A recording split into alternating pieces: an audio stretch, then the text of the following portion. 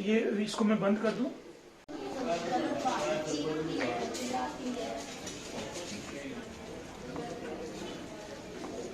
बाप रे, क्या हालत कर दिया इन लोगों ने।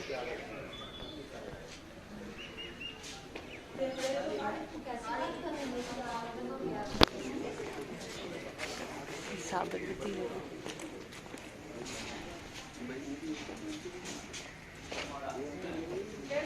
नमस्कार, आप देख रहे हैं सिटी पोस्ट। मैं हूं नेहा। इस वक्त हम जेएनयू के कैंपस के अंदर है। ये देखिए, ये रूम है और ये साबरमती कैंपस में है। इस वक्त हमारे साथ खुद घटना पे चश्मदीद, चूंकि वैसे ये हैं ब्लाइंड, लेकिन इनके साथ दुर्भाग्यपूर्ण तरीके से ये घटना घटी है। पहले आपका नाम पूछूंगी मैं। हाँ जी मैम, मेरा नाम सूर्य प्रकाश है और मैं देवरिया जिला का रहने वाला हूँ।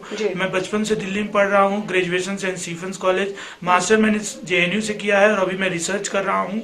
इस रूम में आप देख रहे होंगे जो भी चित्र लगे हुए हैं, इन चित्रों से मेरा कोई लेना देना नहीं है। मेरे को अचानक 4 बजे एक भीड़ आती है। ये रविवार की बात है कि शाम को 4 बजे भीड़ आती है और भीड़ ने शोर मचाते हुए, उधम मचाते हुए, मिरर और विंडो को तोड़ते फोड़ते हुए, धमा चौकड़ी करते हुए वो चली जाती है। फिर वार्डन का पुलिस के पास फोन जाता है और पुलिस आ जाती है।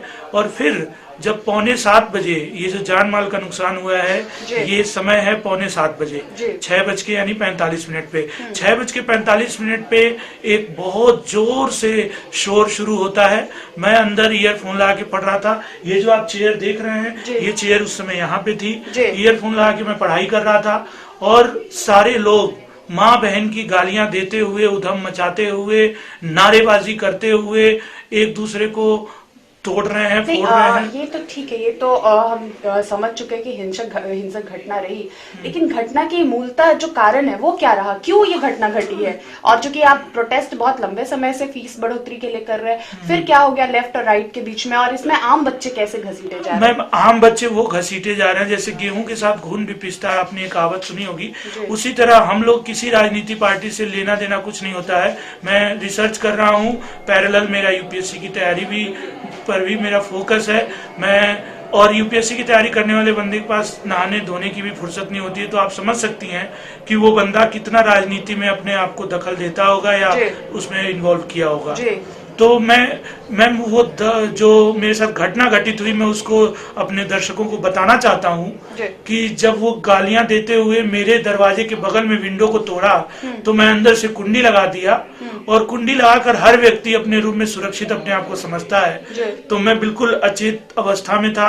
उन्होंने मेरे दरवाजे के ऊपर जो लगा हुआ शीशा आप देख रहे होंगे, उस शीशे को उन्होंने मारा रॉड से, और उस शीशे का जो टुकड़ा है वो मेरे सीधे सिर पर लगा। मैं उसी ड्रेस में बैठा हूँ इस समय, जिस ड्रेस में मैं बैठा हुआ था, और ये हुडी जो इस समय कैप की तरह उस समय लगी हुई थी, इसके कारण मेरा सर खून नहीं आया, बचा।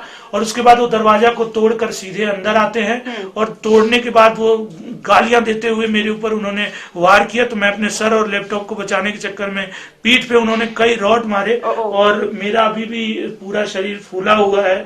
दर्द अभी भी कम थोड़ा थोड़ा हो रहा है धीरे धीरे पेन किलर की वजह से।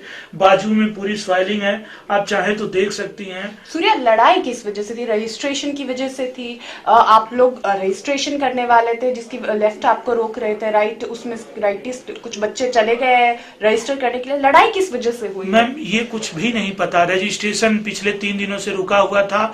वाईफाई कई पिछले 3 दिनों से नहीं आ रहा है, और कभी कोई लेफ्ट को राइट और राइट को लेफ्ट, हर समूह एक दूसरे को इल्जाम लगा रहा है, हर ग्रुप एक दूसरे को टारगेट कर रहा है। लेकिन हमें इससे क्या मतलब मैम? हमें तो बिल्कुल भी दिखाई नहीं देता है, और हमें किसी से जब कोई लेना देना नहीं है। आप शांतिपूर्ण तरीके से हम शांतिपूर्ण से पढ़ने के लिए आए हैं। आगे चल के माँ बाप का सपना होता है कि हमारा बच्चा कुछ करे, तो सपना साकार करने के लिए हमारे साथ, हम अपने सपनों को एक नई उड़ान देने के लिए आए हुए हैं। लेकिन हमारे साथ ये बहुत दुखद घटना हुई है।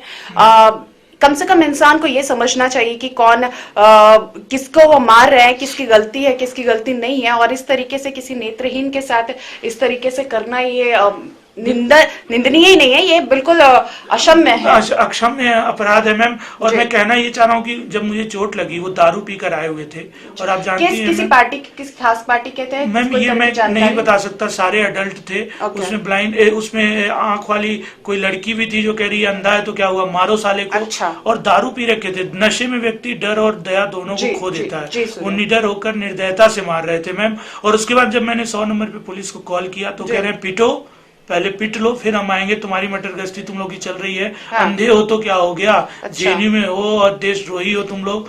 और ये पुलिस वालों का कहना है मैम। अच्छा। और जब मैं गेट पे गया तो पुलिस जो मेरी सुरक्षा कर रहे हैं, हेल्प कर रहे हैं, जिनकी मेरे प्रति संवेदना है, जो छात्र मुझे एम्बुलेंस में बिठा रहे हैं, उन छात्रों के लिए और मुझे टारगेट करके पुलिस कह रही है कि इनका वीडियो बनाओ, इनका फोटो लो। मतलब जो तोड़ फोड़ किया, जिसने सब कुछ किया, उसका कोई वीडियो नहीं। जो सहायता कर रहा है, जो भावनात्मक रूप से जुड़कर संवेदना से इंसानियत के तौर पे हेल्प कर रहा है, उसके प्रति ये कह रहे हैं वीडियो बनाओ। तो मैं ये कहना चाहता हूँ कि पुलिस प्रशासन, जेएनयू प्रशासन और जितने भी ये लोग हैं, सबका ये मिली जुली एक भगत है, चाल है, जिसके थ्रू हम सभी लोगों को इन्होंने मारा पीटा है। ठीक है सूर्या, थैंक यू। जिस तरीके से इन्होंने शुरुआती तौर में बताया कि इस रूम में कुछ पिक्चर्स है, देखिए इस रूम में कोई पिक्चर्स नहीं है। और कई बार दरवाजे के बाहर अम्बेडकर, हाँ नहीं, आपके रूम के अंदर भी अम्बेडकर की एक फोटो बनाई गई है, जिसका इनसे कोई लेना देना नहीं है। ये कह रहे हैं इस अम्बेडकर की पिक्चर से इनका कोई लेना देना नहीं है, आके बना दिया गया है। और पहले के रहने वाले लड़कों ने पहले हाँ, मैं 5 अगस्त को यहाँ शिफ्ट हुआ। इस वक्त हम जेएनयू के साबरमती हॉस्टल में हैं। यहाँ सभी बच्चे हमारे साथ हैं। आपको बता दें कि यहाँ पे मीडिया को अंदर आना अलाउड नहीं था। यहाँ सारे बच्चे, क्या कुछ घटना हुई थी कल रात में जो कुछ हुई है? हाँ, परसों रात। ये घटना पूरी 7 से 8 के बीच में हुई है और मैं अपने रूम में थी, 2nd फ्लोर पे।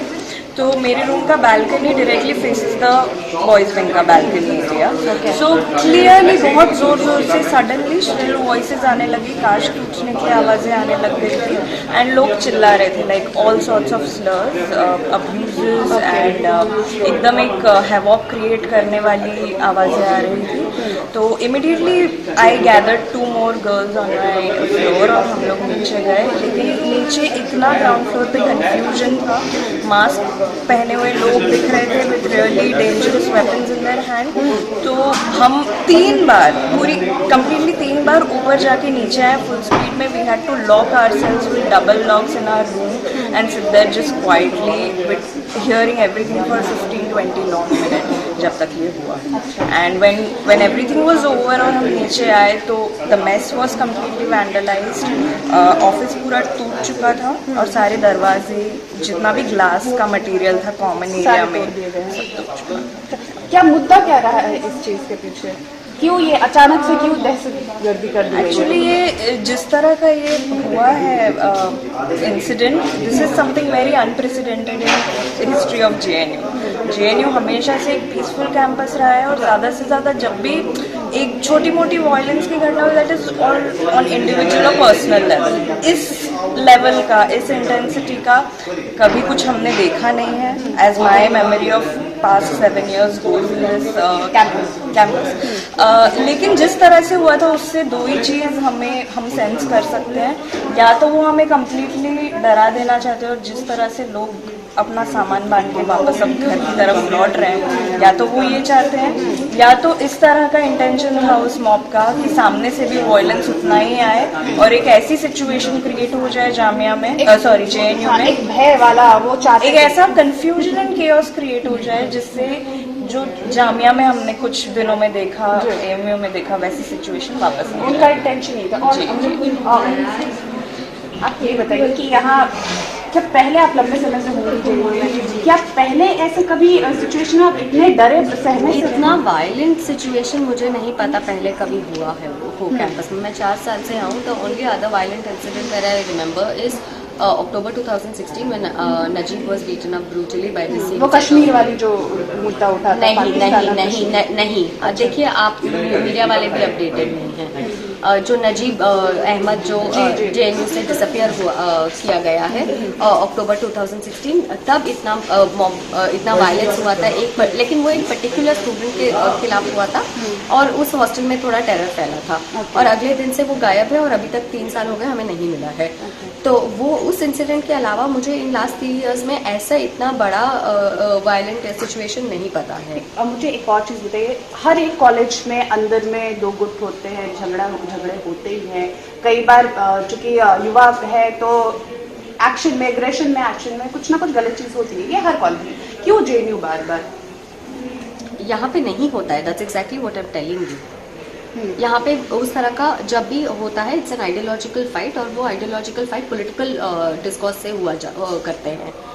एंड जो भी होता है everybody is free to make their opinion, everybody has a stage, जो भी अपना प्लेटफॉर्म क्रिएट करते हैं, बात करते हैं लोग। और अगर क्रिमिनल्स को इनवाइट किया जाता है स्टेज पे तो ब्लैक फ्लैग दिखाया जाता है and you protest saying these people are not allowed because they have criminal background or a criminal record or they are spreading hate speech. उसके अलावा there is no such thing where people beat up each other on campus. Any violence is not acceptable. जो आप कह रहे होता है that's not, you are normalizing violence that can't be done. नहीं, मतलब अगर हम यूनिवर्सिटीज और कॉलेजेस में बात करें तो कई बार हम देखते हैं छिटपुट घटनाएं आती है सामने। छिटपुट घटनाएं is different and this kind of vandalism is different.